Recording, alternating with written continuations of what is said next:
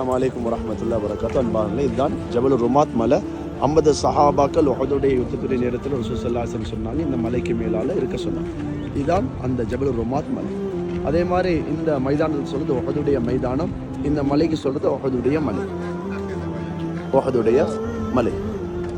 உஹதுடைய யுத்தம் ஹிஜ்ரி 3 நடந்த ஒரு மிகப்பெரிய யுத்தம். இஸ்லாத்தினுடைய வரலாற்றில் நடந்த மிகப்பெரிய யுத்தம். இதில் முஸ்லிம்கள் 1000 பேர், காஃபிர்களில் 3000 பேர்.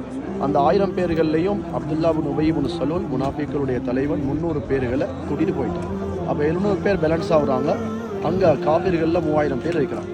அப்போ யுத்தத்துடைய ஆரம்பத்தில் அல்லாஹ் தஆலா முஸ்லிம்களுக்கு வெற்றியை கொடுத்தான். அதுக்கப்புறம் ரசூல் ஸல்லல்லாஹு அலைஹி வஸல்லம் அவர்களுடைய சிறு கட்டளைக்கு மாற்றம் செய்கிறாங்க. அல்லாஹ் சுப்ஹானஹு வ தஆலா தோல்வியை கொடுத்தான். எந்த அளவு ரசூல் ஸல்லல்லாஹு அலைஹி வஸல்லம் அவருடைய தலையில் இரும்பு ஆணி குத்தப்படிச்சு, ரசூல் ஸல்லல்லாஹு அலைஹி வஸல்லமுடைய சில பட்கள் ஷஹீதாக்கப்பட்டுச்சு. ரசூல் ஸல்லல்லாஹு அலைஹி வஸல்லம் அவங்களுக்கு முன்னால் அவர்களுடைய சாச்சா ஹம்ஸா பின் அப்துல் முத்தலிப் அவங்க கொல்லப்பட்டாங்க, ஷஹீதாக்கப்பட்டாங்க. முஸ்அப் பின் உமைர் கொல்லப்பட்டாங்க, ஷஹீதாக்கப்பட்டாங்க. 70 சஹாபாக்கள் கொலை செய்யப்பட்டாங்க. கடைசியில் உஹது யுத்தத்துடைய கடைசியில் திரும்பவும் அல்லாஹ் தஆலா முஸ்லிம்களுக்கு வெற்றியை கொடுத்தாங்க. இதில் 22 காஃபிர்கள் கொல்லப்பட்டாங்க. அப்போ இதுதான் உஹதுடைய மைதானம்.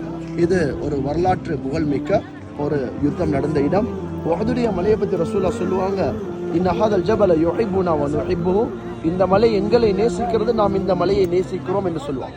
உஹதுடைய யுத்தம் வேறும் ஒரு சஹாபி சொல்றாங்க, யா ரசூலல்லாஹ், உஹதுடைய மலையிலிருந்து சொர்க்கத்தினுடைய வாடை வீசுகிறது என்று சொன்னார். சுப்ஹான், அவ்வளவு சிறந்த ஒரு இடம்தான் உஹதுடைய மைதானம்.